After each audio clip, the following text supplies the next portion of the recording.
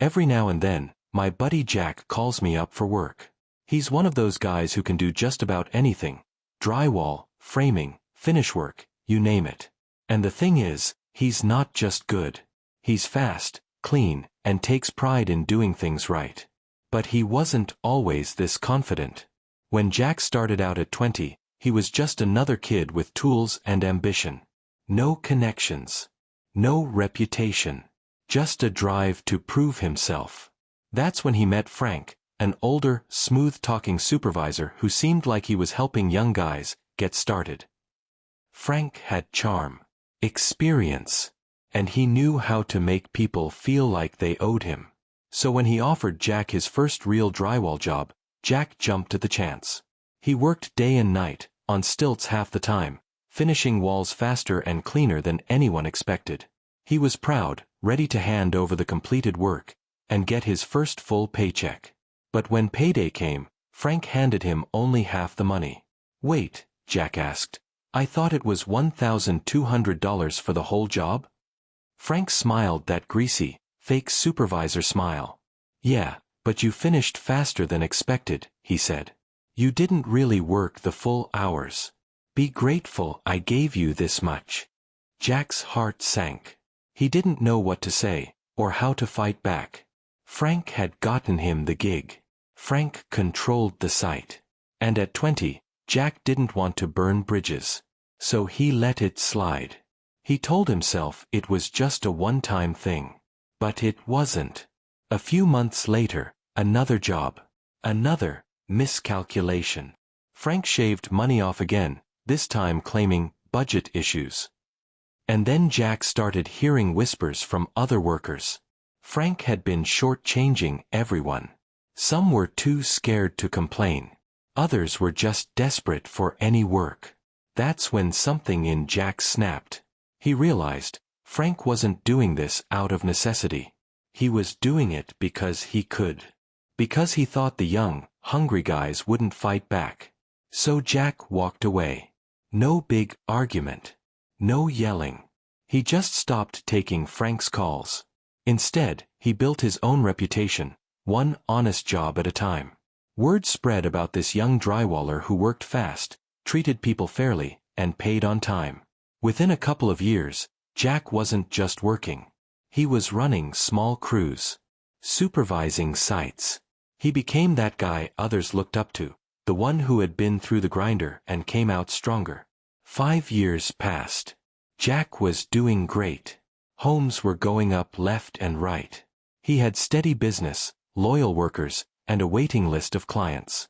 Then, one afternoon, his phone buzzed. Unknown number. He answered, and nearly laughed. It was Frank. Frank's voice was syrupy sweet, like old friends catching up. "Jack, buddy. Been a long time, huh? How's business?" Jack played along, calm and polite. He already knew where this was going. Frank talked about the good old days, the projects they'd done, the money they'd made. Then came the ask. "Hey, you hiring? Could use some steady work these days." Jack smiled to himself. The universe had just handed him the perfect chance. "Sure," Jack said. "Come by the site tomorrow morning. I'll find you something." The next day, Frank showed up, tool belt on, fake grin plastered across his face. He looked older, tired, and a little desperate. Jack didn't mention the past. He just gave him tasks, heavy lifting, patchwork, hauling materials. Frank did his part, trying to impress, probably hoping for a good paycheck and a fresh start. For a week, Jack treated him just like any other worker. Fair, professional, no attitude. He watched Frank sweating in the sun, covered in drywall dust, oblivious to the storm that was brewing. When Friday rolled around, payday came. Frank approached, wiping his hands. Jack handed him an envelope. Inside, the full amount they'd agreed on. Frank's eyes lit up. "Hey, appreciate it, man. Not everyone pays fair these days." Jack paused, then said, calmly, "Feels good, right? Getting paid what you were promised." Frank nodded, smiling awkwardly. Jack continued, "Yeah. I wouldn't know that feeling.